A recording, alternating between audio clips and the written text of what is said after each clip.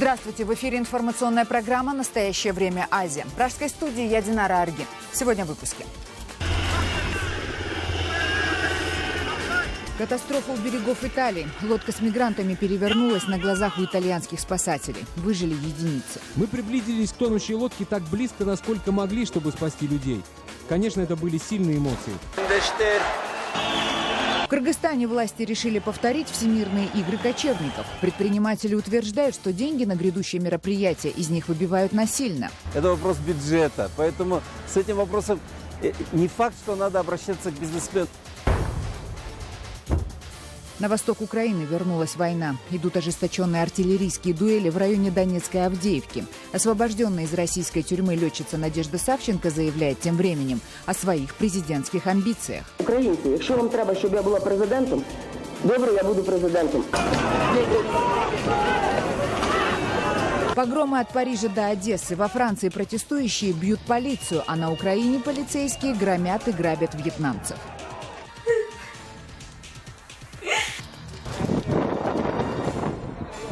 В Европе проснулся вулкан. Местное население и многочисленные туристы относятся к извержению беспечно. Это завораживающее зрелище. Озеро черной лавы застывает у тебя на глазах.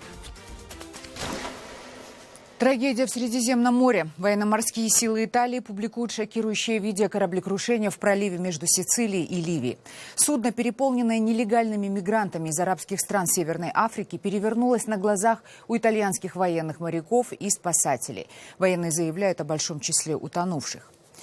Вы видите кадры крушения. Толпа мигрантов, заметив итальянский военный сторожевой корабль, начинает раскачивать лодку, перемещаясь от борта к борту.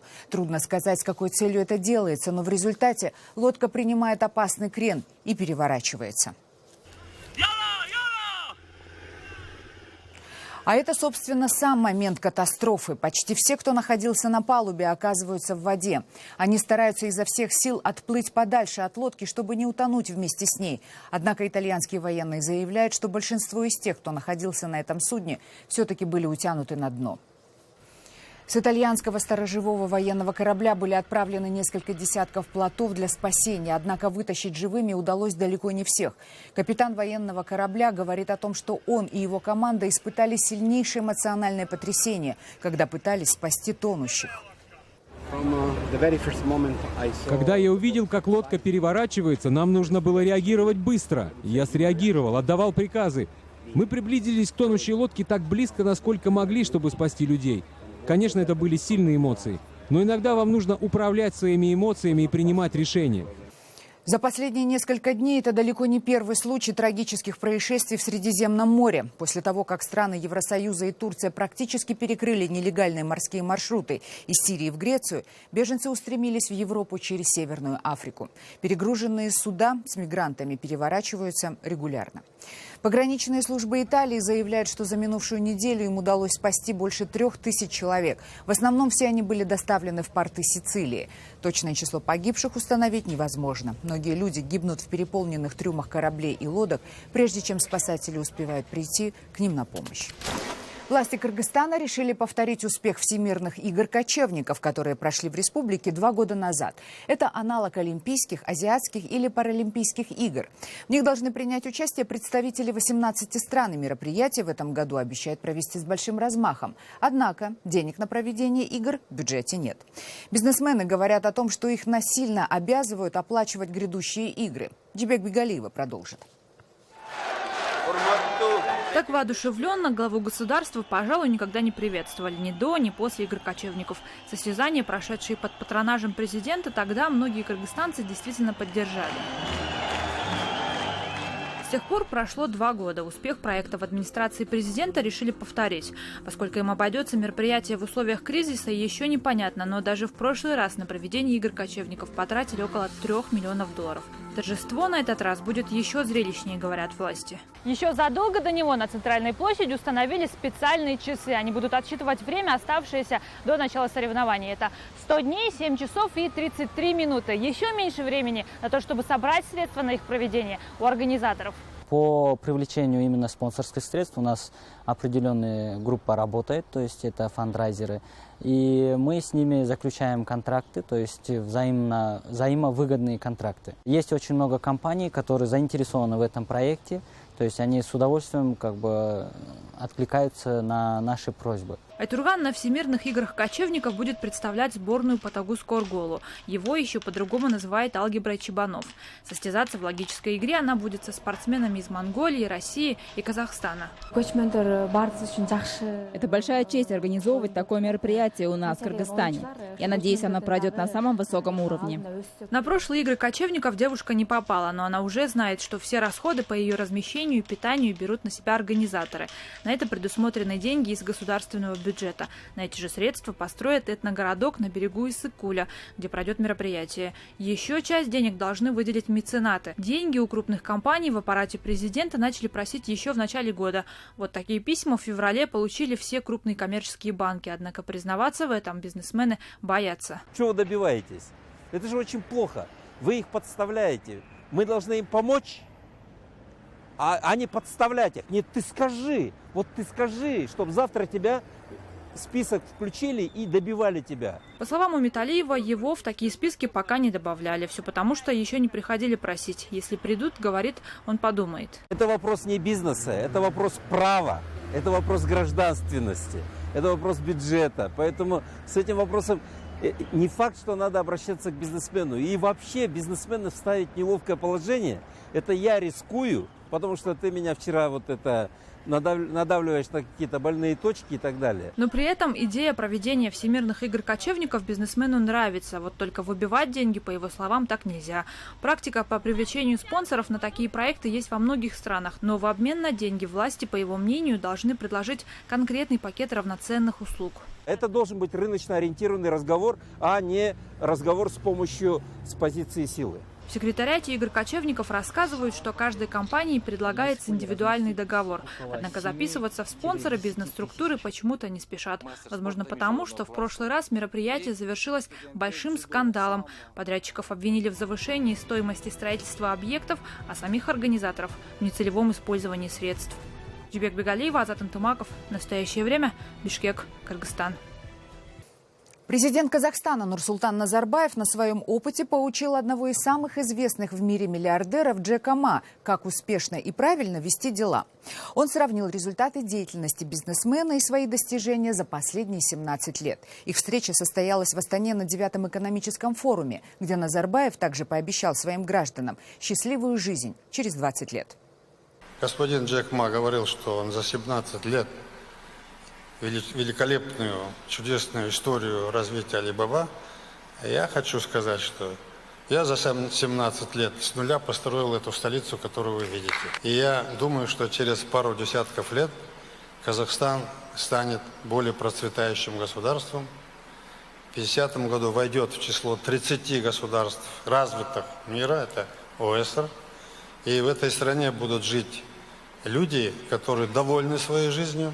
Казахстан предоставит лучшие условия для жизни своих граждан и тех, кто будет к нам приезжать.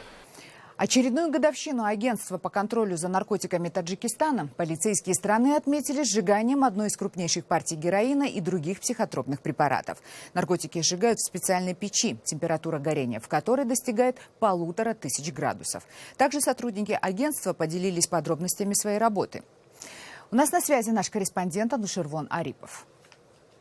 Анушервон, здравствуйте. Что говорят наркополицейские Таджикистана о своих юбилейных достижениях в борьбе с наркотрафиком? Здравствуйте, Динара. Сейчас мы находимся в агентстве по контролю за наркотиками при президенте Республики Таджикистан. За моей спиной вы видите специальную печь, в которой сейчас сгорает 374 килограмма 43 грамма наркотических веществ. Эти наркотики проходили по 31 уголовному делу, приговоры по которым вступили в силу. Сроки от 2 до 20 лет получили более 50 человек. Наркополицейские говорят, что данная уничтоженная партия – это десятки тысяч спасенных человеческих жизней. Но, к сожалению, неизвестно, сколько наркотиков все же просачиваются через все преграды, создаваемые правоохранительными органами. И задержать наркотики в потоке автомобилей или в потоке пассажиров, которые едут, скажем, из города в другой город, обнаружить тайник крайне сложно. Поэтому оперативники получают точные оперативные данные, что именно этот человек или в этом транспортном средстве спрятаны, в тайнике спрятаны наркотики. Только после этого они приступают к реализации оперативных данных, и после этого они задерживают наркотики. Также специалисты агентства отмечают, что так называемый северный маршрут наркоконтрабанды, проходящий через страны Центральной Азии, уже не является любимым каналом перевозок для контрабандистов. Большая часть героина, опиума и других психотропных препаратов идет из Афганистана через Иран и южные регионы России в Европу. Так вот, последние данные задержаний в странах Прибалтики свидетельствуют о том, что большая часть наркотиков проходит именно через северо-черноморский маршрут, потому что в прошлом году, позапрошлом году были задержаны крупные партии наркотиков. В одном случае было задержано более 900 килограмм героина, в другом случае более 2 тонн 700 килограммов жидкого героина. В специальном хранилище агентства по контролю за наркотиками на данный момент находится более тонны наркотических веществ. Они проходят по десяткам уголовных дел и ждут своего часа. После вынесения приговора также попадут в эту печь. Динара. Спасибо, Анну Шервон. Азербайджанская журналистка Хадиджа Исмайлова, освобожденная из тюрьмы под давлением мирового сообщества, дала свое первое интервью. Напомним, что Исмайлова занималась журналистскими расследованиями коррупционных преступлений в высших эшелонах власти Азербайджана, включая президентскую семью Алиевых. За это в 2015 году она была приговорена к 7,5 годам лишения свободы. 3 дня назад Верховный суд Азербайджана неожиданно выпустил политическую заключенную. Хадиджа Исмайлова твердо заявляет, что после своего освобождения останется в родной стране и будет продолжать свои расследования. Еще до ареста у меня был шанс не приехать в страну, и я была предупреждена о том, что я буду арестована по приезде. И я еще тогда решила, что я не буду убегать от преследований. Я вернулась в страну, потому что это моя страна, это мой дом. Я не собираюсь убегать только потому, что кому-то не нравится то, что я говорю правду. В стране экономический кризис, и я думаю, что одна из причин этого, главная причина этого экономического кризиса – коррупция. То есть работы для журналиста, расследующего коррупцию, еще много.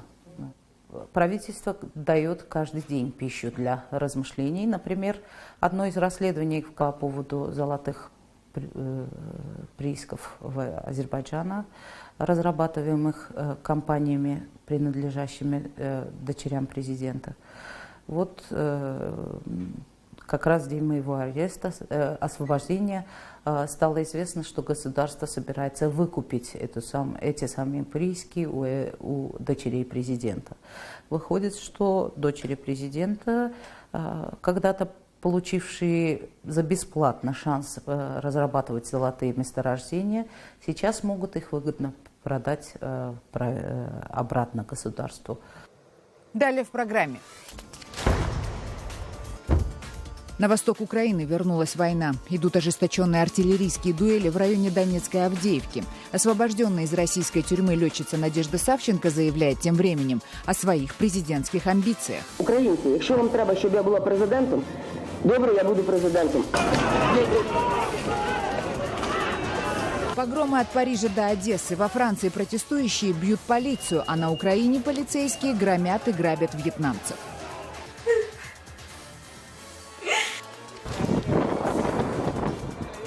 В Европе проснулся вулкан. Местное население и многочисленные туристы относятся к извержению беспечно. Это завораживающее зрелище. Озеро черной лавы застывает у тебя на глазах.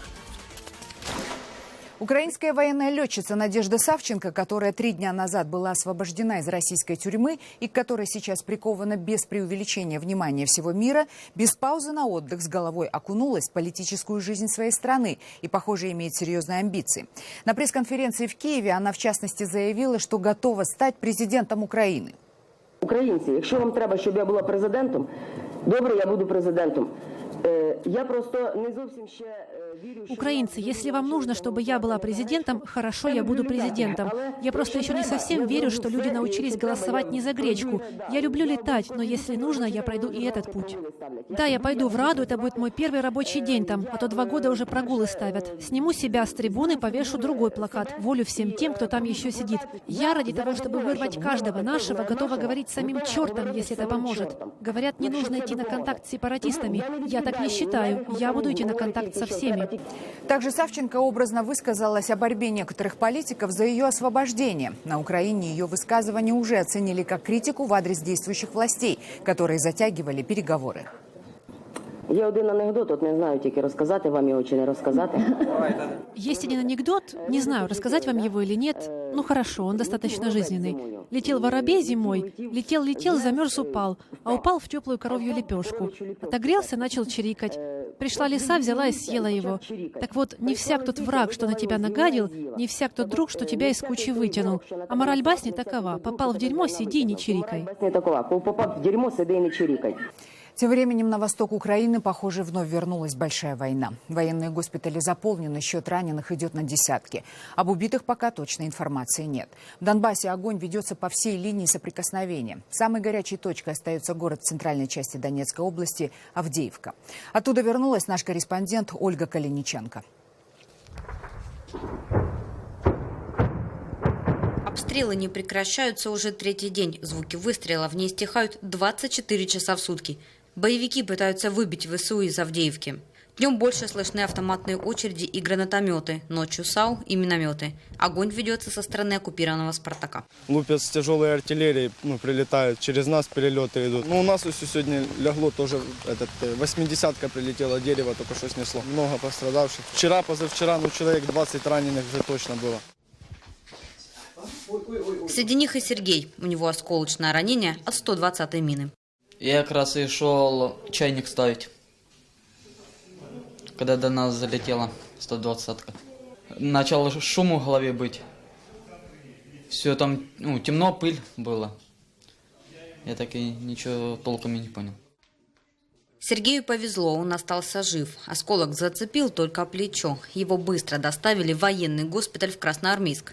Вместе с Сергеем доставили в госпиталь еще 9 бойцов. 2 в тяжелом состоянии. Вогнепальне осколкове поранення живота. Огнестрельное осколочное ранение живота, огнестрельное ранение грудной клетки, огнестрельное ранение бедра. Они прооперированы. Состояние стабилизировано. Пока военное командование рассуждает на тему минских договоренностей, в госпиталь продолжают поступать раненые. И, как говорят рядовые солдаты, если в ответ на обстрелы они будут молчать, ситуация к лучшему не изменится. Ольга Калиниченко, Илья Никонов. Настоящее время. Донецкая область. После антивьетнамского погрома в украинской Одессе, который, как утверждают члены вьетнамской общины, проводили под видом борьбы с наркоторговлей украинские спецслужбы, пострадавшие выходцы из Вьетнама вышли на митинг протеста в центре города. Напомним, что 24 мая в Одессе многочисленные вооруженные люди в масках ворвались в жилой комплекс, где проживают представители вьетнамской диаспоры. Как утверждают очевидцы, силовики не столько занимались поиском наркотиков, сколько попросту грабили, изымая золото, деньги и электронную технику. До сих пор непонятно, какая именно спецслужба Украины проводила эту операцию. В Генпрокуратуре заявляют, что это налоговики искали оружие и наркотики. Вьетнамцы говорят, что люди, которые громили их дома, больше всего напоминали бандитов. С места событий Всеволод Ананьев. Вот деньги забрали, документы забрали. Минбай и его жена показывают нам свою квартиру. Сломанная дверь и разбитый кувалдой сейф. Это результат рейда силовиков во вьетнамский квартал Одессы. Неизвестные в масках вламывались в квартиры и проводили обыск. На этой записи с камеры наблюдения видно, как людей заставляли ложиться на пол. Вьетнамцы утверждают, их попросту грабили. Каждый карман они трогают. Каждый карман и пытаются все. И кидают на пол. Вот, смотрите. Они ломают. Искать деньги. Пострадавшие жалуются на силовиков. Люди в масках не представлялись, свои действия не объясняли. Происходящее напоминало силовой захват. Строго и жестоко с нами были. Они били нас, и там баллончики были, они стреляли нас, они стояли на воздух, а получается они вот так прямо настреляли. Позже стало известно, что рейд проводили сотрудники фискальной службы Украины. Генеральная прокуратура страны прокомментировала эти события лишь спустя сутки. На сайте ведомства сообщалось, в ходе спецоперации была ликвидирована преступная группировка выходцев из Юго-Восточной Азии. Силовики изъяли фальшивые деньги, оружие и наркотики. Адвокаты потерпевших это опровергают. Никакие наркотики, никакого оружия не изымалось. Люди, у которых проводили обыски, не задерживались, а просто избивались. Изымались денежные средства, золотые украшения, дорогие мобильные телефоны, дорогая техника. Все. После инцидента во вьетнамском квартале пострадавшие устроили митинг под облпрокуратурой. Затем прошлись маршем до обладминистрации. Просили защиты у губернатора Михаила Саакашвили. Юристы называют случившееся государственным рэкетом. В дальнейшем адвокаты намерены привлечь к расследованию высшее руководство Украины. Всеволод Ананьев, в настоящее время, Одесса. Во Франции третий месяц проходят общенациональные митинги протеста против реформы трудового законодательства. По замыслу властей законопроект должен упростить процедуру увольнения работников и расширить для предпринимателей возможности в регулировании рабочего времени. Однако левые и ультралевые организации в ответ устроили настоящую войну с полицией на улицах Парижа. Подробности в репортаже Рейтер. 8-й день подряд французские профсоюзы выводят людей на улицы в знак протеста против реформы трудового законодательства. В четверг по всей стране вновь прошли демонстрации, говорит один из профсоюзных лидеров Жан-Клод Мейли. Правительство глухо. Вы хотите, чтобы я это сказал? Премьер-министру пора купить себе слуховой аппарат. Член одного из крупнейших в стране профсоюзов, Всеобщей конфедерации труда, говорит, забастовки и митинги будут продолжены из-за несговорчивости премьера Мануэля Вальса. Все начиналось в крайне дружелюбной обстановке. Месье Вальс хотел нас прижать, тогда мы решили прижать его. И сейчас мы зашли уже довольно далеко, потому что мы, правда, очень не хотим, чтобы этот закон был принят, а он, правда, не хочет этого понимать. Нам говорят, мы взяли жителей страны в заложники. Так оно и есть, но этот человек просто не хочет ничего понимать. Как уже неоднократно бывало, мирная демонстрация закончилась беспорядками и столкновениями с полицией. Десятки тысяч людей спокойно шли по улицам, но в какой-то момент группы радикалов в масках начали бросать в полицейских камни и дымовые шашки. Силы правопорядка применили слезоточивый газ. В городе Бордо на юге страны около 100 человек напали на полицейский участок и подожгли полицейский автомобиль. В Нанте, как и в Париже, протестующие били витрины. По всей стране продолжаются забастовки, профсоюзные лидеры обещают новые акции протеста. В среду на Сицилии произошло извержение самого высокого действующего в Европе вулкана Этна. Он проснулся неделю назад и извергал фонтаны лавы в течение нескольких дней. Зрелище, по словам очевидцев, было завораживающим, рассказывает Мария Яблонская. Этна пробудилась в выходные, засыпав пеплом окрестные деревни, и к середине недели не угомонилась. В среду самый высокий действующий вулкан в Европе извергал потоки лавы весь день.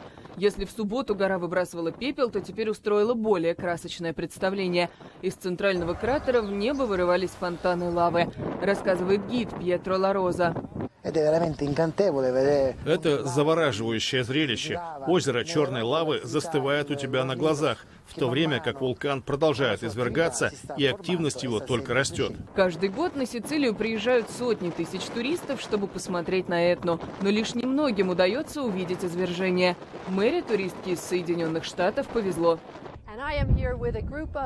Я здесь с группой американцев и англичан, и мы тут наблюдаем за постоянной переменой. То огонь, то лед. Сегодня извергается центральный кратер. Великолепное зрелище. Гора находится на востоке Сицилии, рядом с городом Катания. Соседство с вулканом плохо сказывается на работе местного аэропорта. Иногда рейсы отменяют из-за выбросов пепла. Высота вулкана около 3400 метров, но она постоянно меняется после извержений. В общей сложности на Этне около 400 кратеров. Один из них выбрасывает лаву в среднем раз в 3 месяца. Это были все новости, о которых мы хотели вам рассказать. Читайте нас в социальных сетях и смотрите на сайте currenttime.tv. Мы благодарим вас за внимание и прощаемся до следующей недели.